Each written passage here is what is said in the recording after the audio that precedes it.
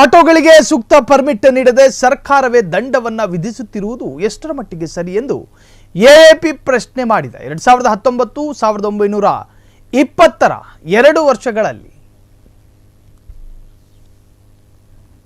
2019 ಮತ್ತು 2020ರ 2 ವರ್ಷಗಳಲ್ಲಿ ಕೊರೋನಾ ಸಂದರ್ಭದಲ್ಲಿ ಪ್ರಪಂಚದಾದ್ಯಂತ ಲಕ್ಷಾಂತರ ಸಾವು ನೋವುಗಳಿಂದ ತತ್ತರಿಸಿದ ಸಂದರ್ಭದಲ್ಲಿ ಸಂಚಾರಕ್ಕೆ ಬಿಡುಗಡೆಯಾದ ಸಾವಿರಾರು BS6 ಆಟೋಗಳಿಗೆ ರಾಜ್ಯ ಸಾರಿಗೆ ಇಲಾಖೆಯವರು ಇದುವರೆಗೆ ಪರ್ಮಿಟ್ಗಳನ್ನು ನೀಡಿಲ್ಲ. ಆದರೆ ಈಗ ಏಕಾಏಕಿ ಆಟೋಗಳಿಗೆ ಎಲ್ಲೆಂದರಲ್ಲಿ ದಂಡವನ್ನು ವಿಧಿಸಿ ಜಪ್ತಿ ಮಾಡುತ್ತಿರುವುದು ಎಷ್ಟರ ಮಟ್ಟಿಗೆ ಸರಿ ಎಂದು ಆಮ್ ಆದ್ಮಿ ಪಕ್ಷ ಪ್ರಶ್ನೆ ಮಾಡಿದೆ.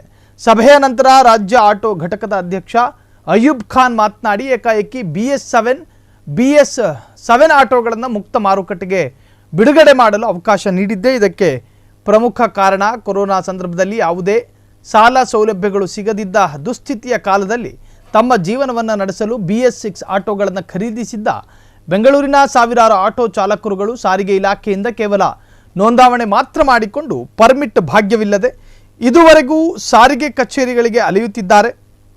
ಆದರೆ ಈಗ ಏಕಾಏಕಿ ತಮ್ಮ ಸಾರಿಗೆ ಇಲಾಖೆಯ ಅಧಿಕಾರಿಗಳು ರಸ್ತೆಗಳಲ್ಲಿ ಅಲ್ಲಲ್ಲಿ ಪರ್ಮಿಟ್ ಇಲ್ಲದ ಕಾರಣ BS6 ಆಟೋಗಳನ್ನು ಜಪ್ತಿ ಮಾಡಿ ದುಬಾರಿ ದಂಡಗಳನ್ನು ವಿಧಿಸುತ್ತಿರುವುದು ಎಷ್ಟರ ಮಟ್ಟಿಗೆ ಸರಿ ಎಂಬುದು ಪ್ರಶ್ನೆಯಾಗಿದೆ ಎಂದು ಅವಲತ್ತುಕೊಂಡರು.